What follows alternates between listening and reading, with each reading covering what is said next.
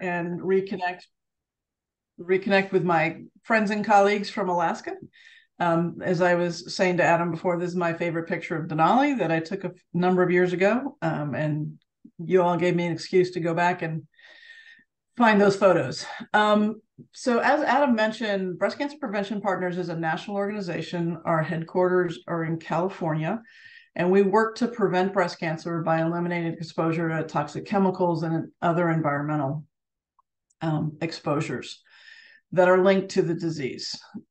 And we do our work through a number of different ways, particularly public education, trying to help people understand those connections, market-based campaigns, so trying to pressure companies into making safer products, and then ultimately trying to get legislation passed so that everyone is protected and we are reducing the exposures to these chemicals. We start everything we do with a foundation of science. So we look at the peer-reviewed science and we translate that in terms of making it understandable and accessible to the general public. And we have done a number of different publications over the years. So why do we do this work specifically through the lens of breast cancer? Well, first of all, we were started by a woman who had breast cancer, and we sort of live at the intersection of environmental health, environmental justice, and women's health. And breast cancer is an issue that has touched all of us. 1 in 8 women in our lifetime in the US will be diagnosed with breast cancer. It's globally the leading cause of cancer deaths among women. Unfortunately, this number of 280,000 new cases in the US is up now around a little over 300,000 new cases annually. And it's also it is disproportionately spread across different racial and ethnic groups. So Black women in particular have a much higher mortality rate. And as it says here, it's the most common cancer for Native Alaskan women, and it's the second cause of death behind lung cancer. The incidence of breast cancer has risen over the last several decades, and the science shows that it has gone up faster than can be explained by genetic changes. So the science is clear that environmental factors play an important role. So I'm going to talk a little bit about the science and then get into some advocacy. So there are a number of different factors that impact our risk for breast cancer. Some of them are risk factors, some of them are protective factors. Race, power, inequities, and social and built environment are highlighted because we know them to be foundational to all of these other risk factors. So where you live and sort of what race and ethnicity you are and what socioeconomic level you're at impacts your ability to protect yourself and your exposure to these different risk factors. The ones we're going to focus on today are specifically chemicals and consumer products, and to a certain extent place-based chemicals. But all of these are things that are important. So in terms of the chemicals and the environment that are linked to breast cancer, sort of the traditional ones that we think of are carcinogens or cancer-causing chemicals. And these are a couple of examples. There are many, many, many examples of cancer-causing chemicals, but I also wanted to talk about endocrine disrupting chemicals for a minute. And so these are some of the classes of chemicals that are linked to endocrine disruption. And basically, these are chemicals that disrupt our hormone system. And our hormone system is responsible for orchestrating all of the systems in our bodies. And these chemicals can either look like hormones and sort of augment what our hormones are doing, or they can interfere with hormones. And there are a number of different health impacts that are linked to that. It's not just breast cancer. There's lots of other cancers and lots of other harms. And these chemicals are showing up in our food, in our air, in our water, and in our products. There are a couple of things that are particularly important when it comes to endocrine disrupting chemicals. Certainly, first of all, the timing of exposure. So there are times in our lifetime where our bodies are changing very rapidly. So prenatally, childhood, and in the case of the development of the breast, puberty and pregnancy and lactation. So exposure to chemicals in those windows of susceptibility have an even more profound impact and can create a higher risk factor for breast cancer even decades down the road. Because hormones work at very low doses in our bodies, low doses of exposure to external chemicals that look like those hormones can also be really problematic. And traditional toxicology often does not account for these low dose exposures. And then we are living in a soup of hundreds and thousands of chemicals that we are exposed to every day. And there are those mixtures and interactions that are very poorly understood and yet can possibly be problematic. And again, there's lots and lots of different health impacts linked to various different endocrine disrupting chemicals. And you can see on the right, the photos or the pictures show why some of these chemicals might look like our natural estrogen to our bodies, because they have very, very similar structure. I mentioned the timing that matters, and as I said, prenatal, childhood, and pregnancy are particularly important for breast cancer, although prenatal is important for all of the different health inputs. And, again, we are not equally exposed to these chemicals. There was a recent study that showed that Latinas had substantially higher levels of different endocrine disrupting chemicals. And the authors of that study hypothesized it was largely due to pesticides, personal care products, and exposure to plastics. And then in terms of the aggregate or cumulative impact, chemicals like phthalates are used in lots and lots of different kinds of products. And we're exposed to each of those products, many of them every day. So fragrances, cleaning products, food packaging, vinyl floors and shower curtains. These are all exposures that we get every day. And the way we think about risk with these chemicals needs to take into account the fact that we are exposed in a lot of different locations during the course of our day. So I want to talk a little bit about the advocacy and the policy work that we do. So there are over 42,000 chemicals that are in current active use in commerce. There's well over 80 to 90,000 that have been used over the course of the history, but the active use ones are over 42,000. Most of those have not been thoroughly tested, and many of them have known hazards. And we're exposed to them in lots of different places, including air and water pollution, our jobs, and then consumer products. And you would hope that this government would make sure that these products are well regulated and that the chemicals in them are safe. Unfortunately, that is not the case. And in fact, for many of these categories of chemicals, we don't even know what chemicals are in them because they are not, there's no disclosure for what kind of chemicals are in them.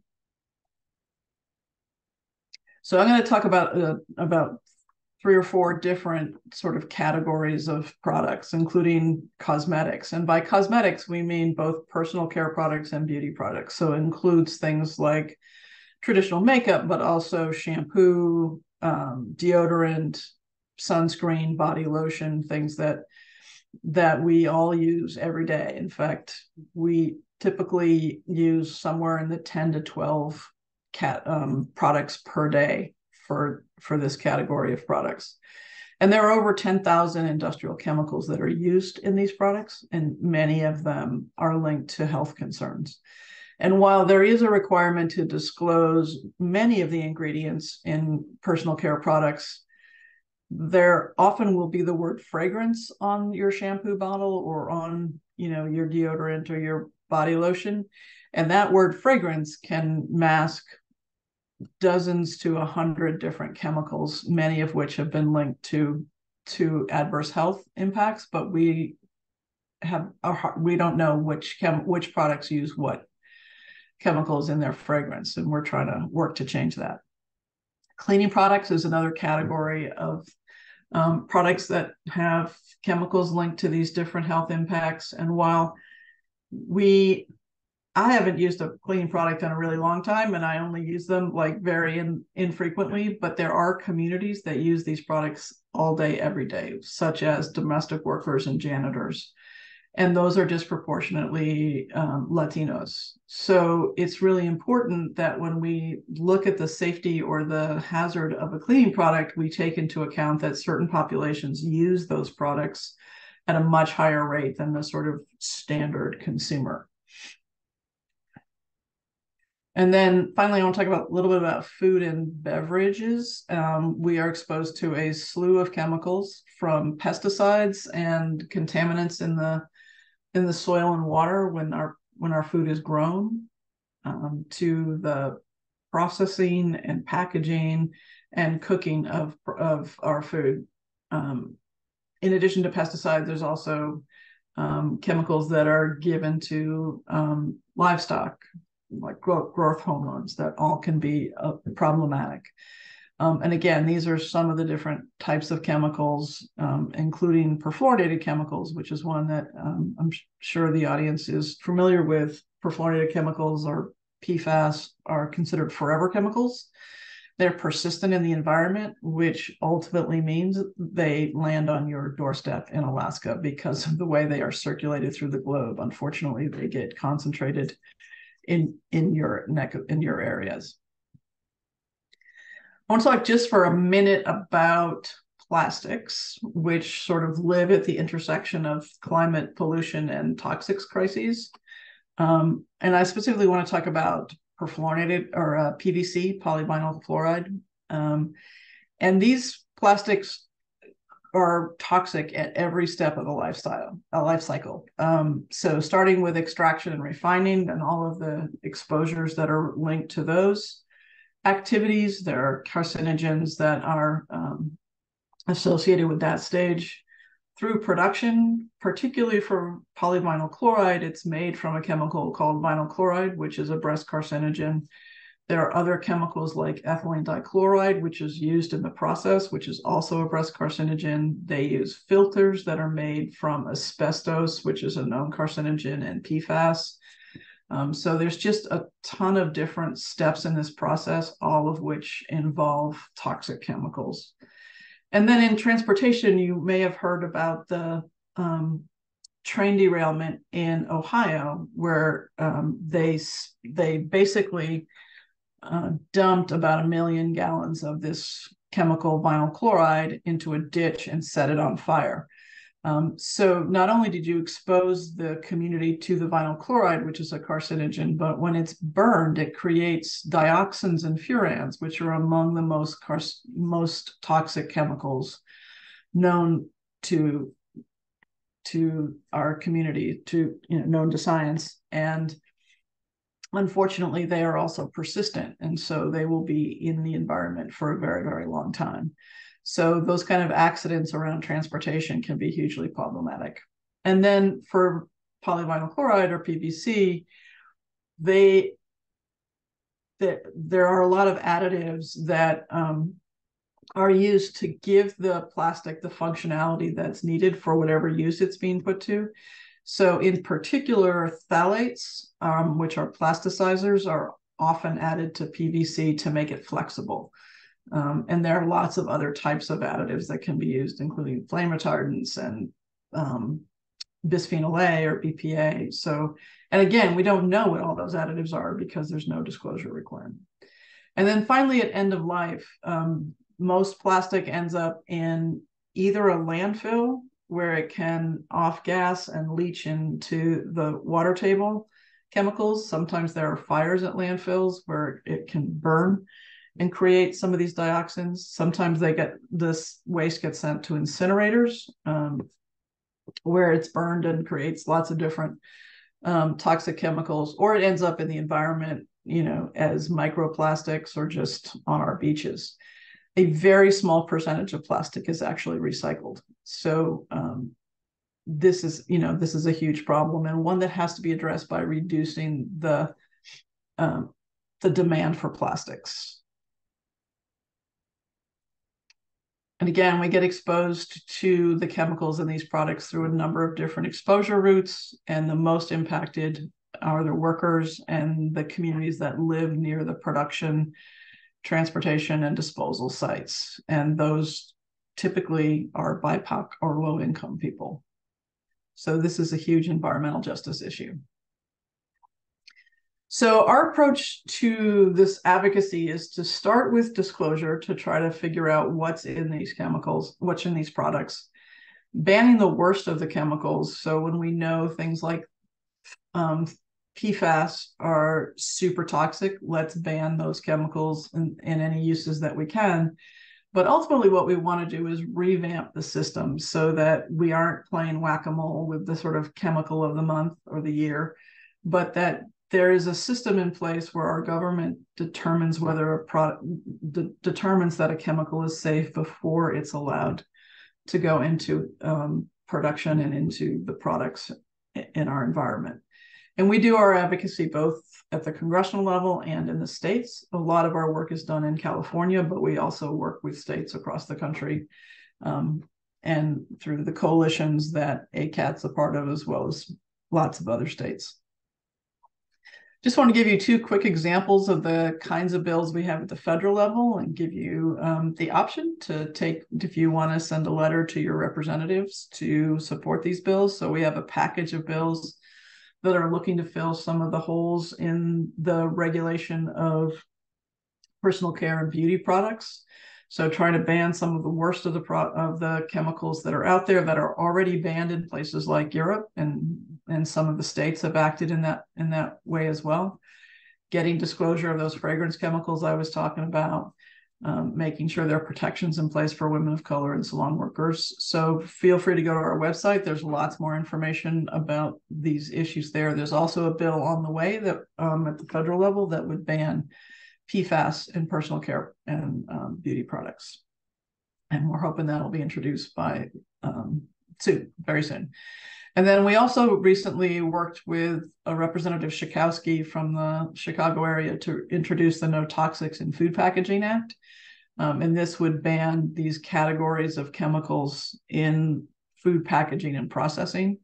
So it's not just the packaging, but like think about all of the conveyor belts and the tubing for, milking processes and those kinds of things, where chemicals can be added to the food and end up on our plates and in our bodies. So these are some of the chemicals that are listed. All of these have been linked to cancer, and the FDA, who regulates food packaging, has not acted to protect us from these chemicals. So this bill would take that step. So just would encourage everyone to get active and stay active. If you're on this webinar, you probably already are, but you can demand safer products and push the market in the right direction. You can support stronger policies by doing things like sending letters through the work that we do federally, and certainly ACAT does a lot of work at the state level, and then vote. We all need to get out and vote and make sure that we get legislators in place that will prioritize public health. And with that, if you want more information about any of the things I've talked about, we have a ton of information on our website, and you're more than welcome to reach out to me. So thank you very much. Appreciate the opportunity to talk with y'all. Thank you so much, Nancy. And I do want to bring up some good points that you made. The first being that this is an environmental justice issue, right? We have, just from an Alaska perspective and context, pollutants travel on ocean and wind currents, and they bioaccumulate in subsistence foods. These people are literally having higher rates of cancer because where they are in the world. Alaska is warming 4 times faster than the rest of the world. And you also bring up a good point about the precautionary principle and how a lot of chemicals don't follow that. While we think, ACAT and, a lot of EJ advocates, that chemicals should be guilty until proven innocence, it's the other way around right now. And which is another great point for regrettable substitutions. We shouldn't play whack-a-mole with different chemicals and substitute just because they haven't been regulated. That's one of the most backward, baffling things that I've ran into with my time in the public health field. Um, Anyways, that was a great presentation, Nancy, and I really appreciate you for coming on. I want to change our presenter now. We're going to be having KR, Dr. Redman, Executive Director of Breast Cancer Action, to talk about pinkwashing, what that is, and what their organization does for some great environmental justice work. KR, take it away. Thank you, Adam. And thank you, Nancy, for kind of just setting the stage and really diving deep into environmental exposures and the linkage between breast cancer. So I'd like to start by just briefly introducing our organization. So Breast Cancer Action is a health justice organization working to address and end breast cancer by focusing on systemic interventions. This includes policies such as what Nancy was speaking about, institutions and practices, by centering those within the furthest proximities to power.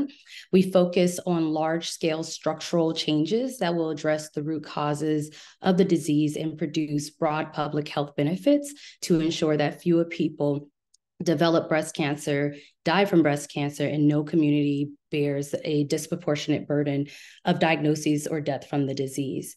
Kind of going from what Nancy was saying around breast cancer prevention partners and some of their focus areas, similar to one of our partner organizations, we work at the intersections of racial justice, environmental, and climate justice, really specifically looking at environmental racism.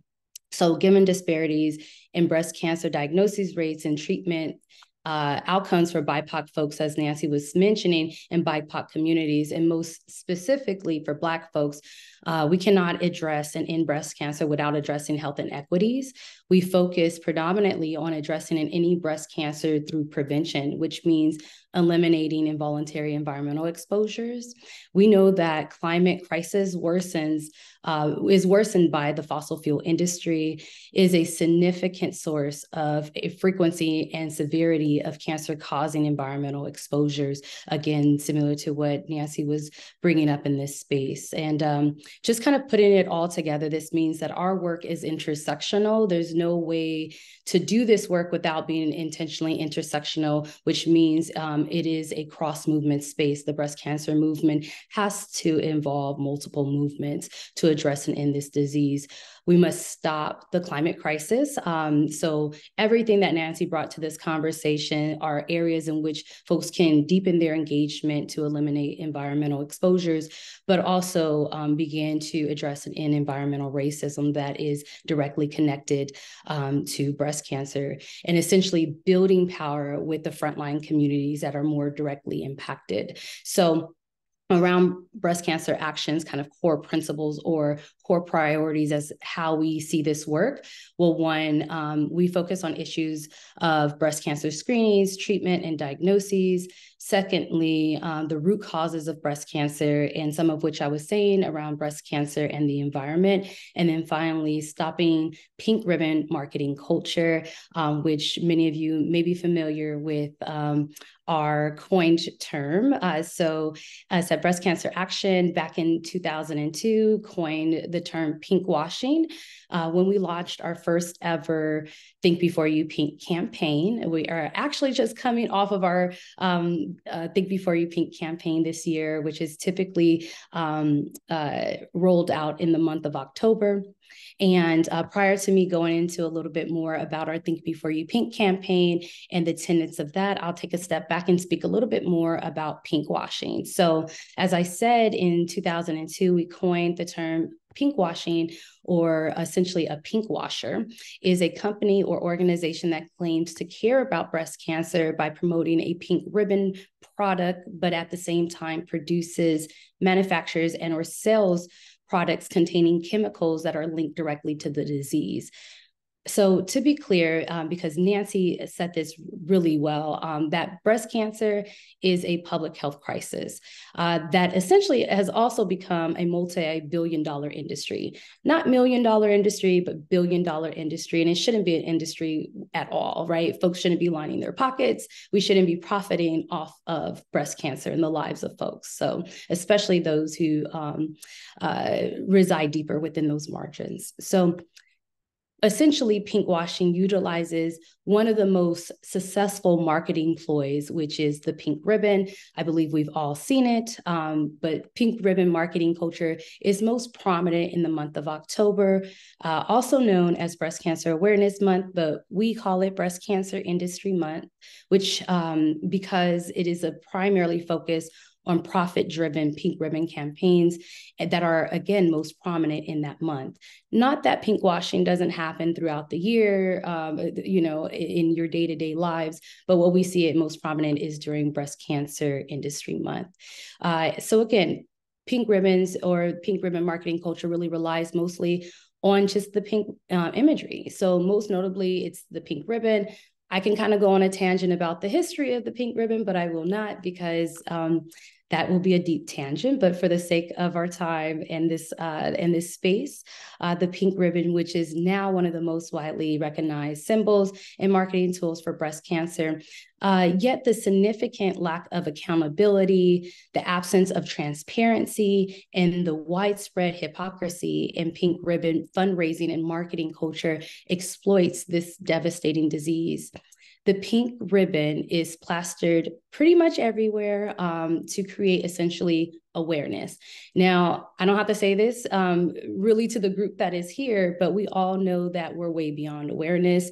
We don't need a pink ribbon to remind us that breast cancer exists, that our risk of breast cancer is significantly high, especially as we're navigating an environmental and climate crises too as well. So we're way beyond that. And actually, we argue, how much more are we going to pour into awareness? And when do we begin to really pour into prevention and the root causes of this disease? And essentially begin to deepen our action to address and end this disease for good. So our work to end the breast cancer crisis cuts through the pink noise to tell the hard truth and challenges the hypocrisy of pink ribbon culture. We push back on corporations, mega nonprofits, government leaders, and regulatory agencies that use pink ribbons and empty awareness to distract from the systemic issues at the core of this disease. So a little bit about our campaign, Think Before You Pink, presents essentially a pioneering effort to raise issues about the complexities and potential pitfall of breast cancer fundraising, particularly when it comes to the pink ribbon symbol. The campaign has been instrumental in challenging the status quo and encouraging consumers to scrutinize the messaging, the intentions, and the impacts of pink ribbon promotions. So Think Before You Pink is our campaign. I'll just kind of go over a few different notable Think Before You Pink campaigns. Breast Cancer Action has been around for about 33 years. So our Think Before You Pink campaign has been around since 2002. So I won't go through all of the campaigns, but just some notable ones. And what I would like to start off with is something that connects this conversation with what Nancy was mentioning around synthetic growth hormones and forever chemicals and things such as that. So we were really successful, we had success in the removal of the synthetic growth hormone, RBGH, removed from about 2/3 of the U.S. dairy market by demanding the winning change from General Mills with their campaign, Yoplait, put a lid on it. So hopefully folks have seen that campaign. And then from the backs of that campaign, we started our 2010 campaign calling out KFC's pink buckets for a cure, resulting in the fast food ending their partnership with Susan G. Komen and ending their campaign relatively soon.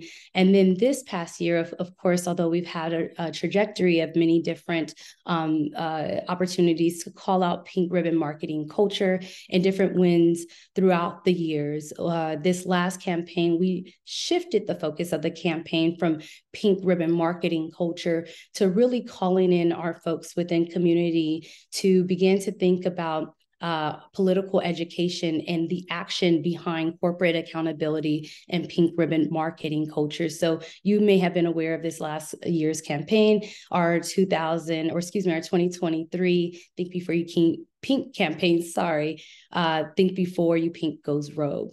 So all in all, our campaign serves as a catalyst for a more critical and informed approach to breast cancer fundraising. And essentially by encouraging consumers, communities to ask questions, demand transparency, and challenge the authenticity of corporate involvement, our Think Before You Pink campaign contributes to the broader dialogue about the meaningful impact of breast cancer initiatives beyond the symbolism of pink ribbons.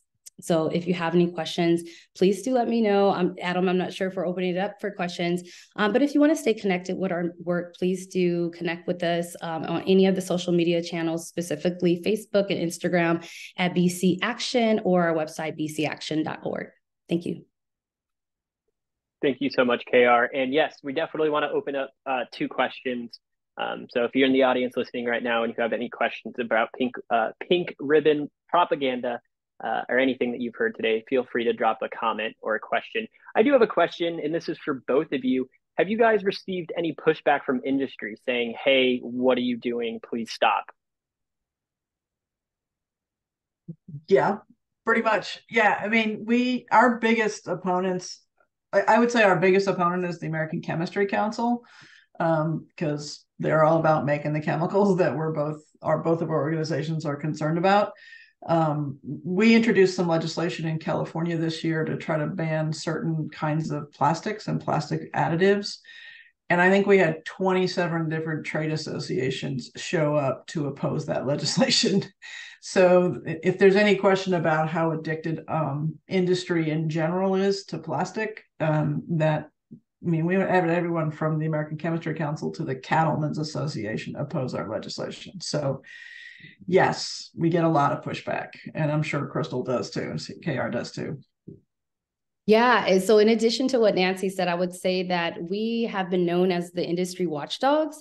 And I think people are a little intimidated by that. And when I say people, I think larger corporations and institutions and agencies and, political decision makers and folks within that realm, but they should. I think that accountability is imperative in this work. And, advocacy organizations shouldn't only be the ones like holding folks accountable, organizations like Breast Cancer Action or Breast Cancer Prevention Partners. But until we have full accountability and can have transparent conversations about the true root causes of breast cancer, then there'll always be a need for industry watchdogs, So I think we anticipated in our work, but that's what we're here for. Not every individual, especially folks who are actively navigating this disease, can be outwardly spoken about the harms that are being perpetuated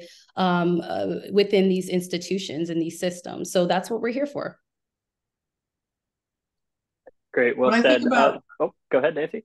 When I think about Breast Cancer Action, I think about fierce. They're like fierce, fearless advocates, and we deeply appreciate the partnership that we have with their organization. We appreciate y'all's partnership too.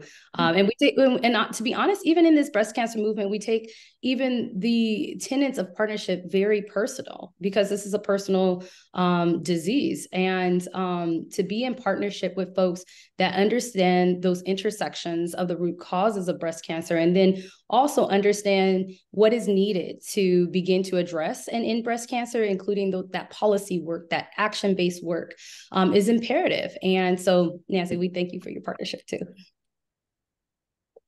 Yeah, I mean, it's just great work both of you organizations are doing. I'm wondering, KR, if you could talk a little bit about Think Before You Pink Goes Rogue and some of the messaging behind that campaign. Yeah, so we were really excited about this campaign. I think we were also a bit nervous of typically we're the caller outers and the caller inners, and but we wanted to actually take a step forward and say, similar to the idea that by now everyone should be aware of breast cancer.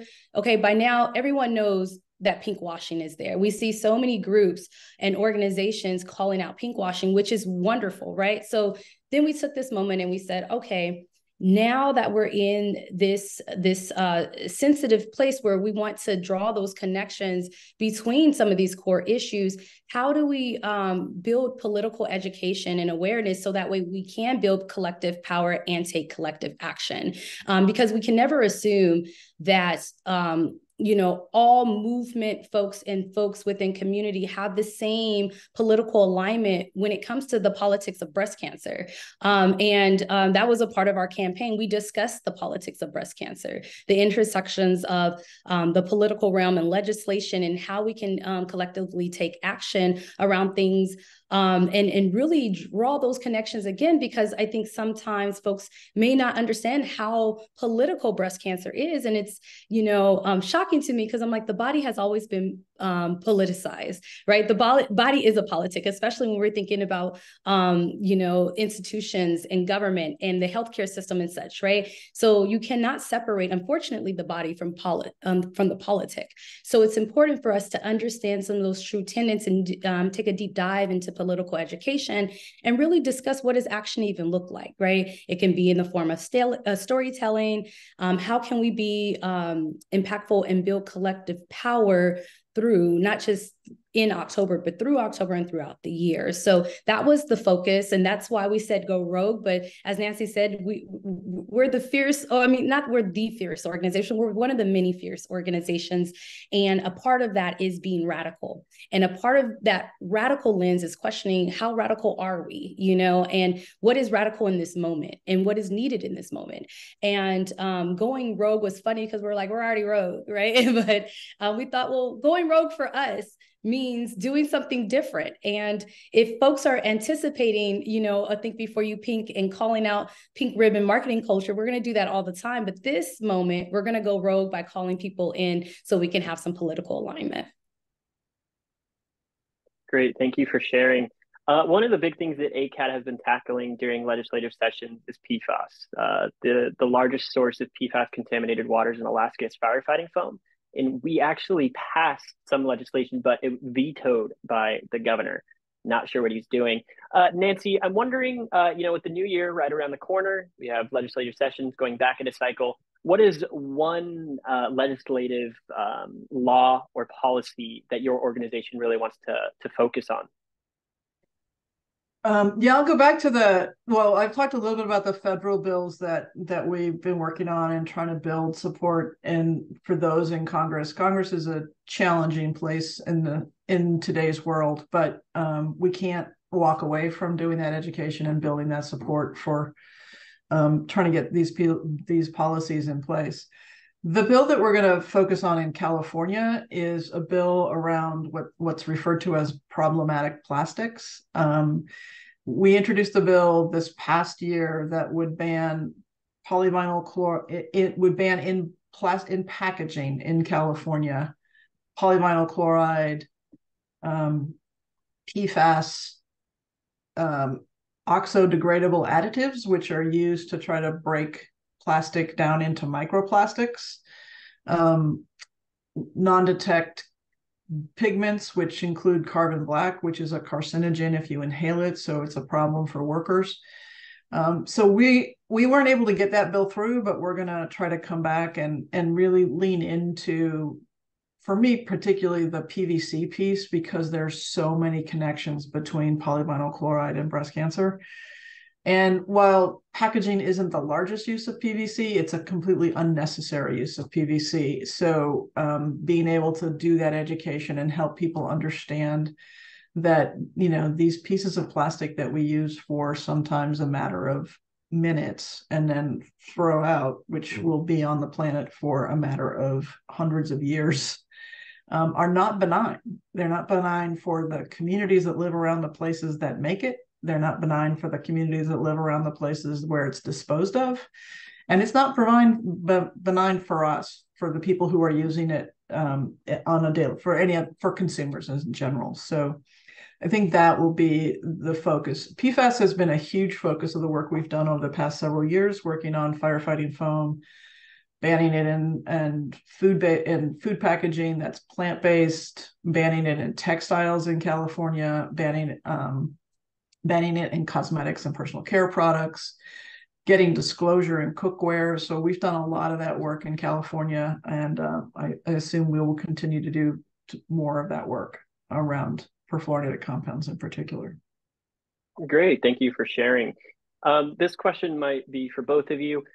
We know that it's crucial to find a cure for breast cancer, but as far as the current just state, there's not much. Well, you guys are doing the great work, but for prevention and the link to environmental exposures, can you explain or maybe why you think that isn't really talked about as much? Or, you know, we always hear about the cure, right? And, you know, raising money for the cure, but what about environmental exposures and prevention in that aspect? And how can we further raise that concern? I might let KR start with that one because it sort of completely plays into the industry of breast cancer. Then I can sort of tag on if there's stuff that I want to add. Yeah, thank you. Yeah, so my first thought, I have many thoughts. My first thought is, I mean, it's a multi-billion-dollar industry, and I wonder whose pockets are being lined, right? Like, money talks, and money in this environment is politicized, and money is power in this environment, right? So, yeah, I think a good bit of it is what is the incentive? And I'm not talking about for us who are in the movement and in this work and directly impacted by this disease, but what is the political incentive to divest from, for instance, the fossil fuel industry that, again, is still a multi-billion-dollar industry, but directly increases our risk for exposure of chemicals that increase our risk for breast cancer, right? Like what is the incentive there when they can essentially partner with organizations that claim to do breast cancer prevention work or awareness work or what have you, and kind of make some good from bad, right? So what's the incentive there? Why would a multi-billion-dollar industry decide to divest and actually invest in preventative practices, and which includes in addressing those root causes of environmental exposures, climate justice issues, and environmental racism? So yeah, I think my first thought is it's a multi-billion-dollar industry. This disease has become industrialized. And with that comes a lot of things that I don't know, I'm not privy to, right? Some decisions and such. The other thing is I would like us to take a step back and question, because when we think about environmental exposures and toxins and things of that nature, Nancy had mentioned around communities that are disproportionately affected, right? So when you think about environmental racism, you have to also ask yourself what communities bear this disproportionate burden, and historically, has our country ever wanted to really rectify some of those issues within these communities?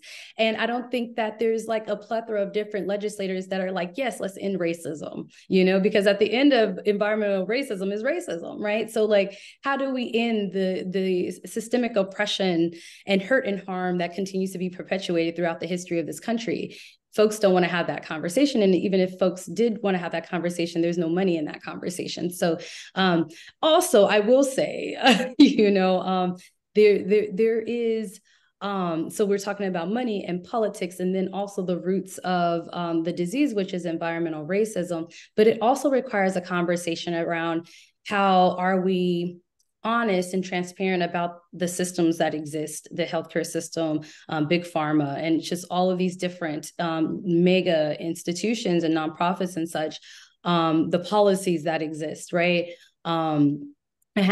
This conversation has to hold transparency with that, which means it has to hold accountability, and which means as a result, we have to question if these systems weren't built to function for us, if these policies weren't built to function for us, right?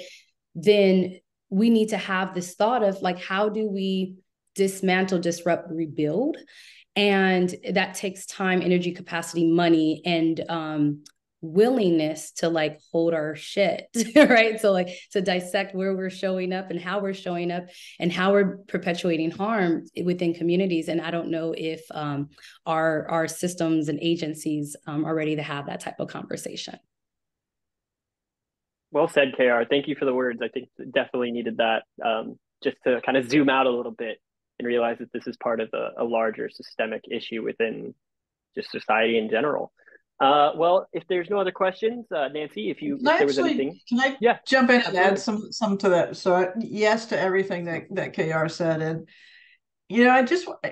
I think from a healthcare approach perspective, like prevention is really not prioritized in any way across any of the health issues that we face. It's much easier to count to treat something because there's money involved because we have a for-profit healthcare system than to keep people from being getting sick to begin with, which goes back to the precautionary principle that you were talking about earlier, Adam, and the need for us to say, like innocent until proven guilty is good for the criminal justice system. It's not how we should be dealing with chemicals that potentially could cause a world of health harms for people. And the other piece that's hard is that the chemical industry and all of its related fossil fuel partners, there's a book written, and I'm going to forget who wrote it, but it's like doubt is their product, right? Like they are doing the best they can to undermine any of the science that we have talked about that links chemical exposures to the incident of breast cancer and lots of other different health impacts. And they, like part of the challenge is you're exposed to a chemical in utero and you get cancer 50 years later. It's hard to show that connection. And the chemical industry and the fossil fuel industry is much more interested in blaming it on people being overweight, not working out, smoking, drinking, like blame it on the victim. And, that's why people are getting sick. And, I also want to underline the systemic nature of the approach that KR mentioned, because that's absolutely where we come from. Like if you talk about prevention in a lot of cancer plans, it's like women should act, for breast cancer, women should be more active, women should eat more fresh food, women should smoke less, women should drink less, without addressing the fact that women don't have equal access to those options, right? Like it's hard to tell people to go eat organic fresh fruit when you live in a food desert. And those are the kind of systemic approaches that we as a society need to take. And we need to value the money that we'll save by not having people get sick over the money that's made by treating people when they are sick. And as and lots of women survive cancer treatment, and there isn't a one of them that wouldn't have preferred not to get sick to begin with. And that's where we sort of step in. And while Breast Cancer Action refers to it as Breast Cancer Industry Month, we are trying to rebrand it as Breast Cancer Prevention Month, because we are aware, everybody's aware of breast cancer. We need to actually focus on prevention. Well, thank you both so much. I'm really liking where this conversation is going and kind of just talking about some of these important issues, and how industry probably will go ahead and hire their own scientists, that will line their pockets and put out stuff that's not true. And we've ran against that a lot in Alaska too, which is super frustrating. I could talk about this with both of you for pretty much all day. And, I just love the passion that goes into both of these presentations. It's been great. With that being said, this has been Breast Cancer Prevention, Environmental Exposures, and Pinkwashing, joined by Nancy Biermeyer, Director of Programs at Breast Cancer Prevention Partners, and KR, Dr. Redmond, Executive Director at Breast Cancer Action, for a program of Che Alaska Collaborative for Health in the Environment. We'll make sure to put this recording in your inbox. And yeah, thank you so much for both of you for being here. Thank you. Thank you so much for having me. Absolutely. We're going to stop it there. And yeah, we hope to see you here next month, and have a great evening, everybody. You too. Thank you, everyone.